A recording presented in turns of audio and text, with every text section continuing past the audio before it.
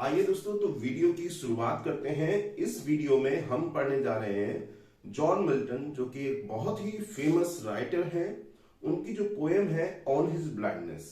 सबसे पहले हम उसके कुछ की फैक्ट्स पढ़ेंगे। उसके बाद जो पोएम है उसका लाइन टू लाइन हम टेक्स्ट एक्सप्लेन करेंगे। आइए शुरुआत करते हैं वीडियो की।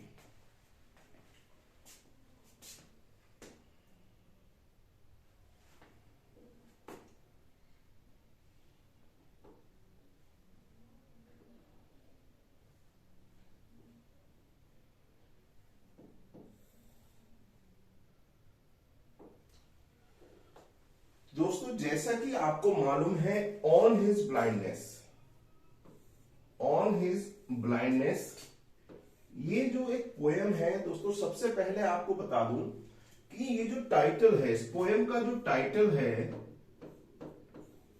ये टाइटल जो है ऑन हिज ब्लाइंडनेस का टाइटल जॉन मिल्टन ने अपनी कविता को नहीं दिया।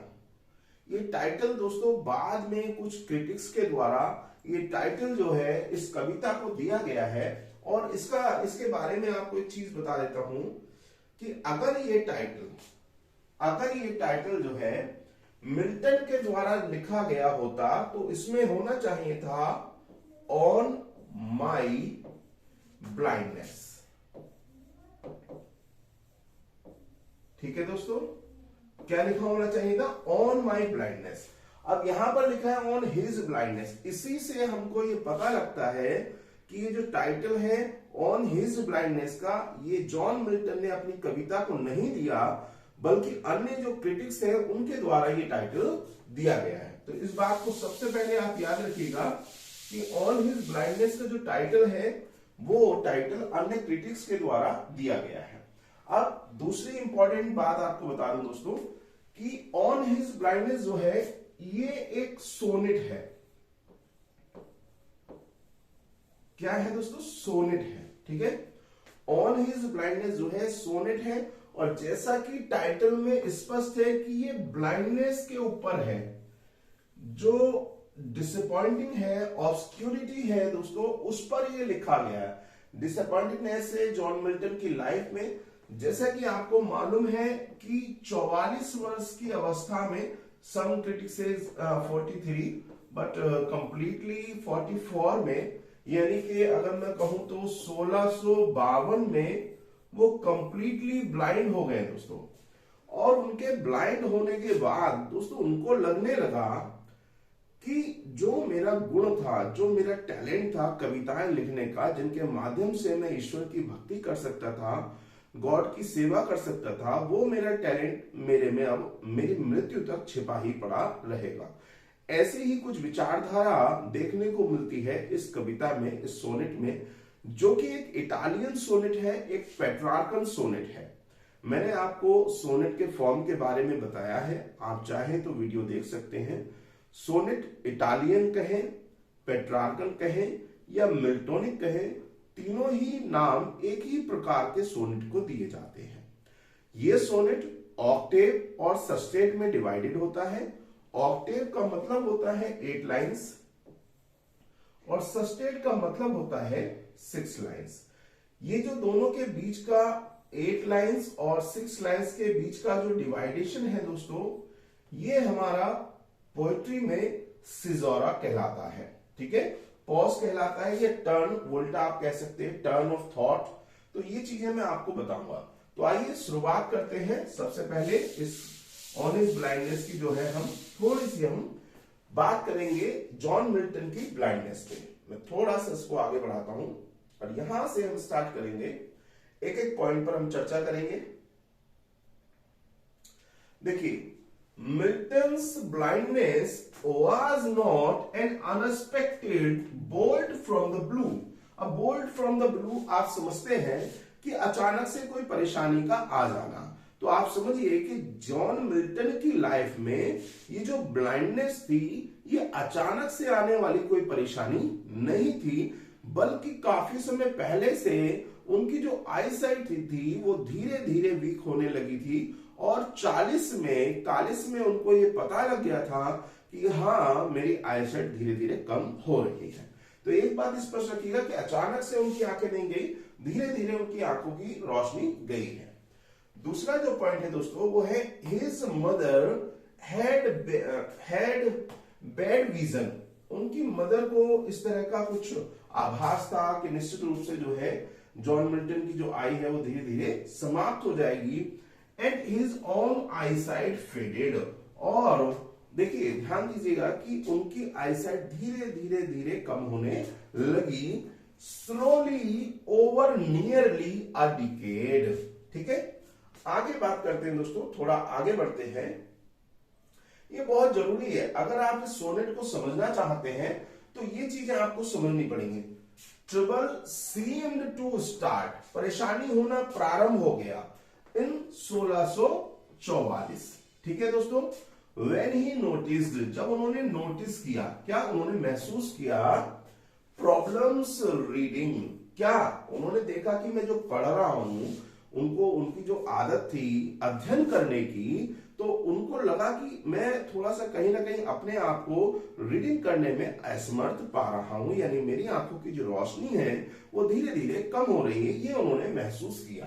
ठीक है, अगला पॉइंट है दोस्तों, ही वंस described, एक बार उन्होंने वर्णन किया his early symptoms, अपने जो आंखों की रोशनी कम होने के जो सिम्टम्स थे उनका उन्होंने वर्णन किया और कहा ए शॉर्ट ऑफ रेनबो। ठीक है, that obscured whatever he was looking at। देखिए obscure का मतलब होता है धुंधला, फीका, निराशाजनक। वो कहते कि जो भी कुछ मैं देखता था, महसूस करता था, तो मेरे को लगता था कि उसमें थोड़ा सा धुंधलापन आ गया है।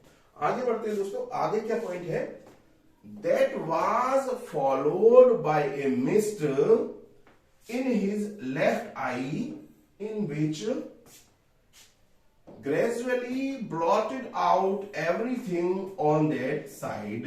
देखिए पहले एक आंख से अंधा होना, एक आंख की रोशनी जाना, धीरे धीरे धीरे दूसरी आंख की भी रोशनी चले जाना। और इस बात से मिल्टन को जैसे ही ये महसूस हुआ तो उनको बड़ी चिंता होने लगी थी कि मेरी आईसाइट जो है वो कम है, धीमी हो रही है, लेकिन उसके बाद भी उन्होंने अध्ययन करना बंद नहीं किया। आइए आगे चलते हैं, आगे कुछ और पॉइंट आपको बताता हूं। उनके साथ समस्या क्या होती थी, जो भी वो ऑब्जेक्ट्स देखते थे नियर बाई, अपने आसपास, लुक्ड स्मॉल, और वो उनको छोटे दिखाई देते थे देन दे शुड हैव, जितना उनको होना चाहिए। When he rested and closed his eyes, जब भी वो आराम करते, वो अपनी आंखों को बंद करते, his experienced an explosion, तब वो क्या महसूस करते थे, उनको लगता था जैसे मेरी आंखों में जो कई सारे रंग हैं वो ब्लास्ट हो रहे हैं, मतलब आंखों के रंगों का फैलना। ठीक है दोस्तों, this description has suggested to medical specialist that he had a cyst on his pituitary gland. देखिए इससे एक चीज और आगे निष्कर्ष निकला कि वो, उनको पता लगा उनके पिट्यूटरी ग्लैंड में सिस्ट है, तो ये भी समस्या उनको रही। इसके पीछे कुछ लोग ऐसा भी बताते हैं। आगे बात करते हैं दोस्तों, ये मोस्ट इंपॉर्टेंट पॉइंट है, इस पर थोड़ा फोकस कीजिएगा। In 1650, his left eye became completely blind। देखिए कब दिया है दोस्तों, 1650 में। हाँ, 1650 में उनकी एक आंख की रोशनी कंप्लीटली जो है चली गई दोस्तों, वो ब्लाइंड हो गए। आगे बात करते हैं, Milton's continuous writing, reading and correction of proofs probably hastened his complete loss of vision। देखिए दोस्तों, मैंने आपको बताया कि उनका जो लगातार अध्ययन था, लगातार स्टडी थी, बहुत ही विद्वान व्यक्ति थे, बहुत ही, इसको आप कहिए कि मतलब ब्लाइंड होने के बाद जिस बंदे ने पैराडाइज लॉस्ट जैसा वॉल्यूम लिख दिया हो, तो आप उसकी विद्वानता को वहीं से समझ सकते हैं, जो कि बाइबल के बाद पढ़ा जाने वाला दूसरा सबसे बड़ा ग्रंथ माना जाता है। तो आइए आगे चलते हैं और देखिए अगला पॉइंट क्या, for the last 22 years of his life he had to dictate his writings to a secretary. देखिए अब यहां पर एक बात आपको बता दूं कि मिल्टन की आंखों की रोशनी चली गई। अब मिल्टन को बहुत कुछ अपने जीवन में करना था, बहुत सारी रचनाएं उनको लिखनी थी और ऐसा वो मानते थे कि मैं अपनी इन कविताओं के माध्यम से अपने उस गॉड की जो बनाने वाला है उसकी मैं सेवा करूंगा।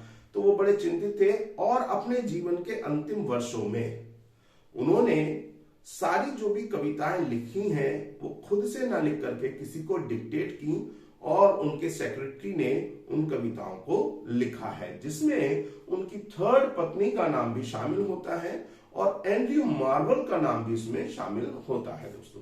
तो आइए आगे चलते हैं। ये थे कुछ उनकी ब्लाइंडनेस से जुड़े हुए point.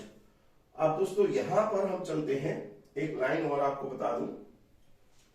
Milton became completely blind at the age of 43। देखिए मैंने आपको बताया कि 43 और 44 है ना, तो ये 44 में ही माना जाता है मैक्सिमम बुक्स में दोस्तों 44, और इसको कैलकुलेट करेंगे तो आपको पता लगे 1650 में वन आई से ब्लाइंड हुए और 1652 में, तो अगर उनकी जो बर्थ है दोस्तों 1608 है उसको कैलकुलेट करेंगे तो ये निकल के आ जाएगा। ठीक है, तो in 1652 and sonnet 16 is intimately connected with the poet's loss of sight. अब हम बात करते हैं कि भाई ये जो सोनेट है ऑन हिज ब्लाइंडनेस, ये जो सोनेट है ये उनके अंधेपन पर लिखी गई उनकी सोनेट है, उनकी कविता है। ठीक है ना, तो अंधेपन पर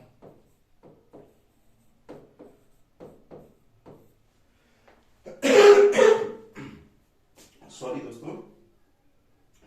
तो आइए शुरुआत करते हैं अब कविता के इंट्रोडक्शन की, इसके कुछ इंपॉर्टेंट पॉइंट्स की जो आपको रिमेंबर रखने होंगे, आपको याद रखने हैं। देखिए, the sonnet on his blindness is one of the popular and best known poems composed by Milton।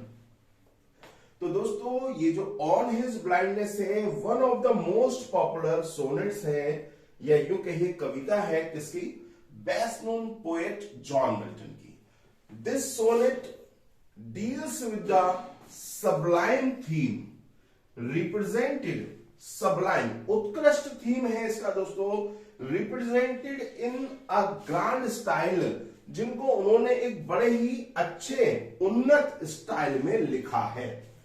By the use of plain language, एक सरल भाषा के माध्यम से, सरल और स्पष्ट भाषा के माध्यम से उन्होंने इसको लिखा है। आगे बात करते हैं दोस्तों, the sonnet is composed in Petrarchan style. देखिए मैंने आपको बताया कि आप इटालियन सोनेट बोलिए या पेट्रार्कन सोनेट बोलिए या मिल्टोनिक सोनेट बोलिए, ये तीनों ही फॉर्म एक ही है, इसमें कोई अंतर नहीं है। तो चूंकि मिल्टन से पहले इटालियन या पेट्रार्कन सोनेट का जो वर्जन था वो प्रचलित था और उसको एडॉप्ट किया है जॉन मिल्टन ने, इसीलिए इनके सोनेट को पेट्रार्कन स्टाइल वाला सोनेट कहा गया। कंसिस्टिंग, अब इसकी खास बात क्या है दोस्तों, consisting of an octave. Octave मैंने आपको बताया है पहले कि ऑक्टेव जो होता है दोस्तों वो 8 लाइन होती है किसी भी सोनेट की। आपको मालूम है सोनेट में 40 लाइन होती है और 40 लाइन दोस्तों ऑक्टेव और सस्टेट में बटी होती हैं, और ये ऑक्टेव जो होता है दोस्तों ये 4+4 के स्टेंजा में बटा होता है, और कई बार ये पूरा 6 लाइनों का एक स्टेंजा होता है और कई बार इसको 3-3 के स्टेंजा में भी देखा जाता है। ठीक है दोस्तों, तो ऑक्टेव एंड अ सस्टेट, और ये देखिए यहां पर बता दिया उन्होंने क्या कि एक सस्टेट है विद राइम स्कीम, और राइम स्कीम भी यहां पर दी हुई है दोस्तों कि इसकी राइम स्कीम क्या है। ये फैक्ट्स जो है दोस्तों ये बहुत इंपॉर्टेंट है, आपसे पूछ लिया जाएगा। ठीक है, तो ए बी देखिए ABBA, इसको हम सीधे अगर प्रोनाउंस करें तो बोलेंगे अब्बा, है ना, ABBA, फिर ABBA, CDE। देखिए ये आपका पहला 4 लाइन का स्टेंजा, दूसरा 4 लाइन का स्टेंजा, मिलकर के 8 लाइन बना ऑक्टेव, फिर ये 3 लाइन का स्टेंजा और फिर ये 3 लाइन का स्टेंजा मिलकर के बना हो गई 6 लाइन, और 8 प्लस 6 इज इक्वल टू 14। तो 14 लाइनों की कविता है, ये सोनेट है पेट्रार्कन। आइए आगे कुछ और पॉइंट आपको बताता हूं। While there is a change of the case after the octave, देखिए सबको मालूम है कि जो भी इटालियन सोनेट होते हैं, पेट्रार्कन सोनेट होते हैं, या जनरली जो प्रकार है, जो ओल्ड इंग्लिश का प्रकार है सोनेट का, उसमें हम पाते हैं कि ऑक्टेव के बाद ऑक्टेव तक एक थॉट होता है, एक क्वेश्चनिंग होती है, और उसके बाद ऑक्टेव से जैसे ही नवी लाइन आती है दोस्तों, तो वहां से चेंज ऑफ थॉट देखने को हमको मिलता है, जिसको आप एक बदलाव कह सकते हैं या एक सॉल्यूशन कह सकते हैं। तो देखिए ऑक्टेव में the octave and the sestet are not divided, कि यहां पर एक परिवर्तन देखने को मिला कि जो ऑक्टेव और सस्टेट है उसको परफेक्टली डिवाइड नहीं किया गया है। The sonnet varies from the Petrarchan sonnet in the way that Petrarchan sonnet deals with the issue of love, कि भाई जो नियमित रेगुलर पेट्रार्कन सोनेट होते थे वो लव पर बेस्ड होते थे, उनका थीम लव होता था, है ना। और यहां पर जो चेंज हुआ है थोड़ा सा, this sonnet deals with the moral question. ये जो सोनेट है ना मिल्टन का, ये मॉरल क्वेश्चन पर आधारित है, ये पेशेंस का सोनेट है, यह धैर्यवाद का सोनेट है, यह धैर्य को बताता है। इसके अंदर जो थीम है वो ड्यूटी का थीम है, कि आपको अपनी ड्यूटी पूरी करनी चाहिए, ठीक है। आइए अगली लाइन में आपके लिए पढ़ देता हूं।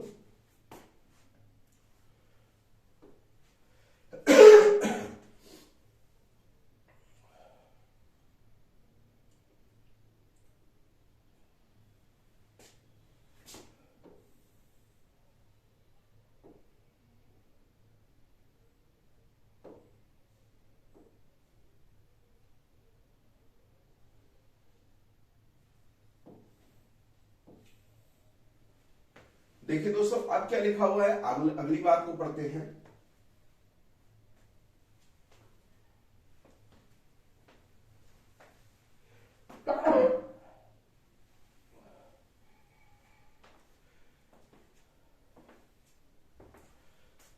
लिखा है Milton's eyesight began to fade in 1644 and in 1652 when he was 44 years old he became completely blind। ये मोस्ट इंपॉर्टेंट फैक्ट है दोस्तों, एग्जाम की दृष्टि से ये आपको बिल्कुल याद रखना चाहिए।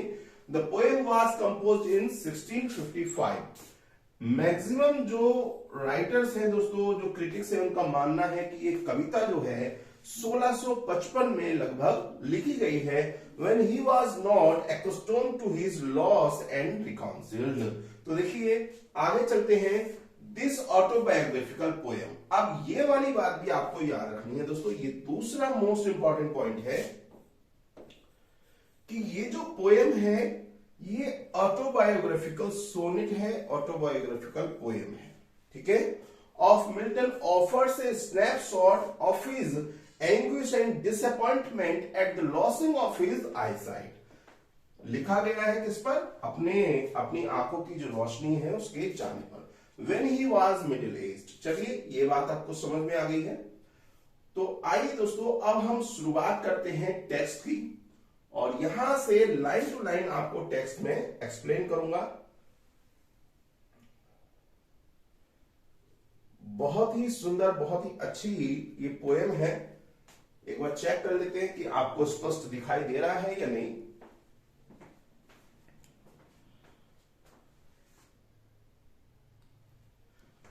चलिए आइए शुरुआत करते हैं। गुड। देखिए कहा गया है, when I consider how my life is spend all half my days in this dark world and wide. सबसे पहले यहीं पर आपको बता दूं, व्हेन माने जब, आई माने मैं, कंसिडर माने सोचता हूं समझता हूं, हाउ माने किस प्रकार से, माई माने मेरी, लाइट माने आंखों की रोशनी, इज स्पेंट चली गई।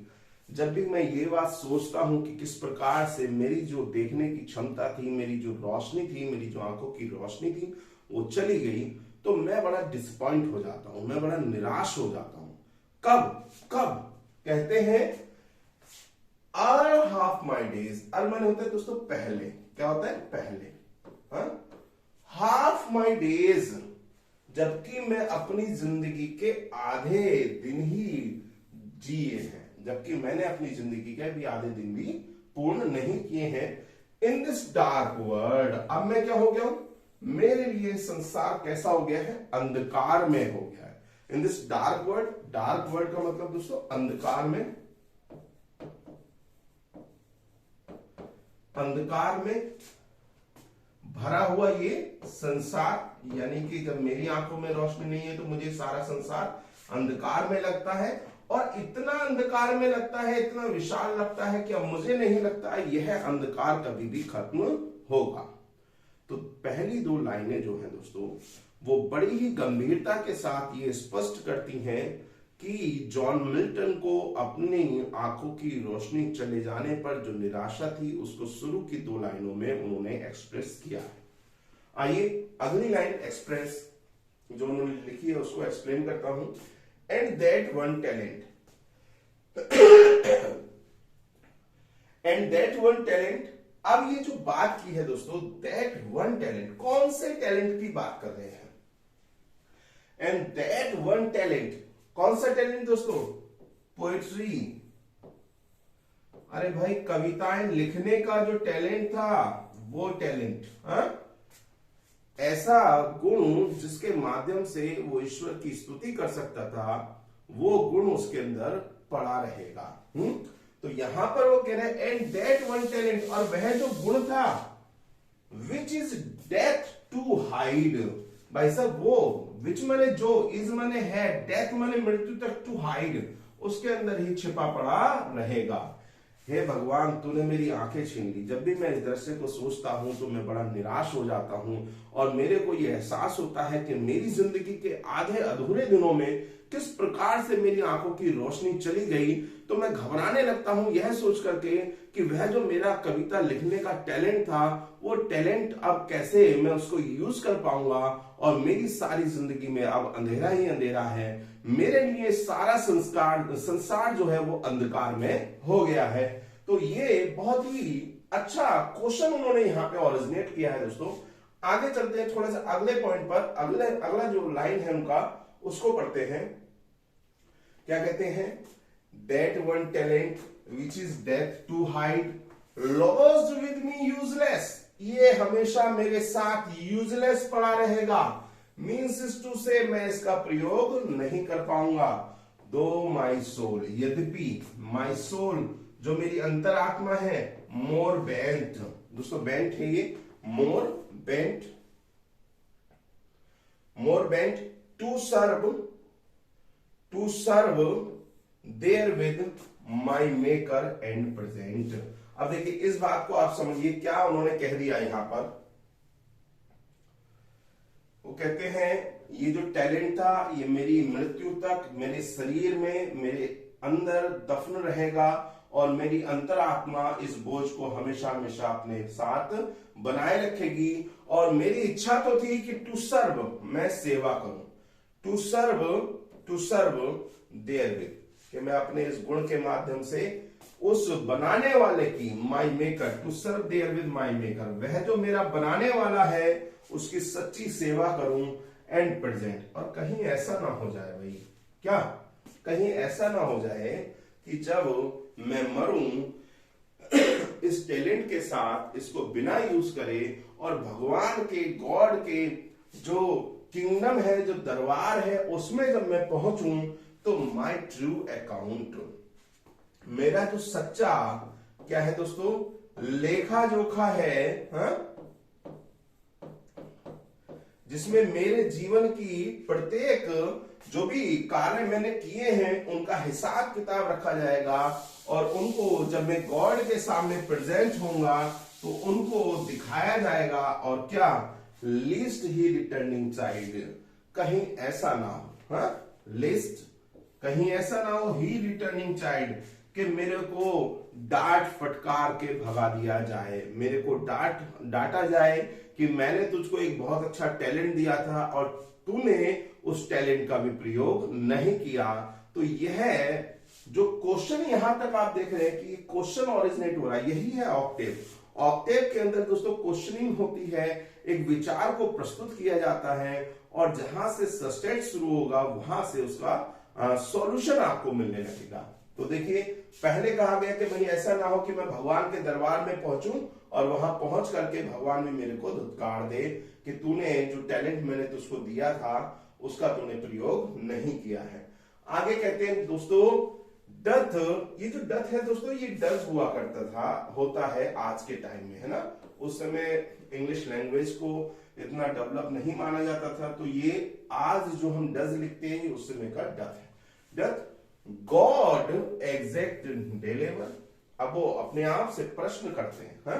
क्या कहते हैं दोस्तों, क्या भगवान को वास्तव में जो गॉड है, जो बनाने वाला है, क्या उसको लोगों के कार्यों की, लोगों की प्रसन्नता की आवश्यकता है कि लोग उसकी स्तुति करें, लोग उसके लिए कार्य करें? क्या भगवान ऐसा चाहता है? लाइट डिनाइड, हल्के से धीरे से वो उसको डिनाई करता है। ठीक है दोस्तों, ध्यान दीजिएगा। थोड़ा तबीयत जरूर खराब है दोस्तों।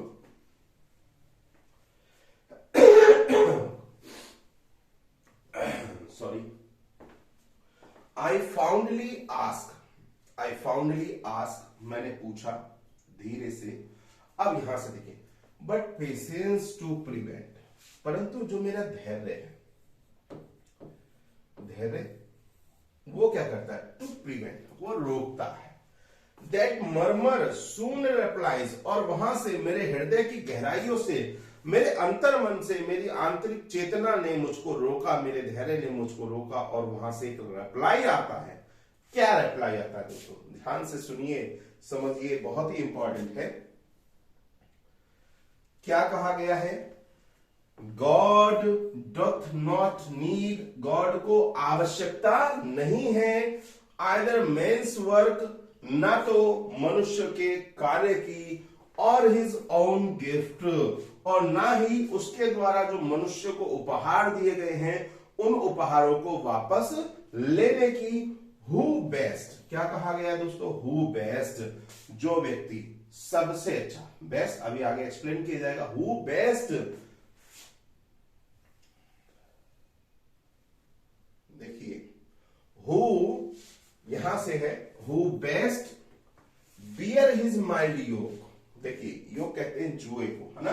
वो कहते हैं जो भी व्यक्ति अपने जीवन की जिम्मेदारियों को सहन करता है, उस वजन को, उन जिम्मेदारियों को उठाता है, वो व्यक्ति, दे सर्व हिम बेस्ट, वे उसकी सच्ची सेवा करते हैं।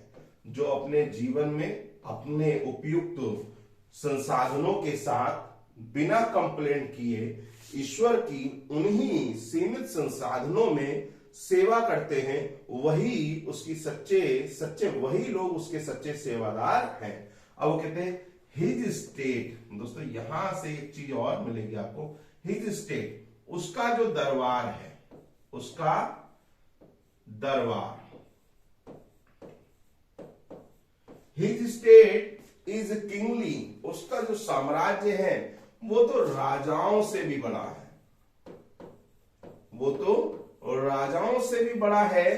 Thousands at his beating speed, उसके एक इशारे पर हजारों जो देवदूत हैं, एंजल्स हैं, वो अनगिनत रूप में, असंख्य पावर के साथ बहुत तीव्र गति से गति करते हैं। एंड पोस्ट, और इधर से उधर आवागमन करते हैं। ओवर लैंड, पृथ्वी पर, एंड ओशन, और समुद्र पर, विदाउट रेस्ट, बिना आराम के। वो कहता है भैया भगवान को मनुष्यों के गिफ्ट की, मनुष्यों की मजदूरी की, मनुष्य के द्वारा दिए गए उपहारों की आवश्यकता नहीं है, क्योंकि उसका जो साम्राज्य है वो तो राजाओं सम्राटों से भी बड़ा साम्राज्य है। उसके एक इशारे पर हजारों देवदूत पृथ्वी पर इधर उधर ब्रह्मांड में गति करते रहते हैं, और वो भी ऐसी सेवा करते हैं जिसमें वो कोई आराम भी नहीं करते। आगे क्या कहा है दोस्तों, देखिए, दे ऑल्सो सर्व। अब वो कहता है इसका मतलब यही नहीं है कि जो उसके एक इशारे पर इधर उधर गति करते हैं उसकी सच्ची सेवा करते हैं, ऐसा ही नहीं है। वो और भी कुछ यहां पर कहता है, क्या कहता है, दे ऑल्सो सर्व, वे भी उस ईश्वर की सच्ची सेवा करते हैं, हु ओनली स्टैंड, जो केवल खड़े रहते हैं अपने स्थान पर, एंड वेट, और अपनी बारी यानी अपने उस मौके का इंतजार करते हैं कि जब उनसे कहा जाए, उनको इशारा दिया जाए कि अब तुम्हारी बारी है, अब तुम करिए, जब उनको आदेश दिया जाए तब तक वो खड़े रह करके इंतजार करते हैं। वो लोग भी उस बनाने वाले की सच्ची सेवा करते हैं।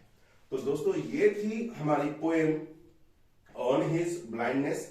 मुझे उम्मीद है आपको ये समझ में आ गया होगा। पूरा ये एक सोनेट है दोस्तों, बहुत ही प्यारा सोनेट है। इसके अंदर दो तीन चीजें आपको समझनी है दोस्तों। एक बार आपको बता देता हूं, थीम में ये ड्यूटी को दर्शाता है, ठीक है दोस्तों, ये ड्यूटी को दर्शाता है, और याद रखिएगा ये पेशेंस को दर्शाता है, सर्व करने को दर्शाता है, सेवा को दर्शाता है।